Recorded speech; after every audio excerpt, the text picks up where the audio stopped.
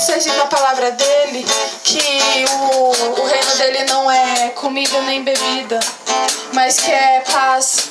E que realmente Deus ele possa vir e trazer o reino dele sobre as nossas vidas. Que possamos realmente nos entregar para fazer o melhor para ele, porque só ele sabe o que é melhor para nós. Amém?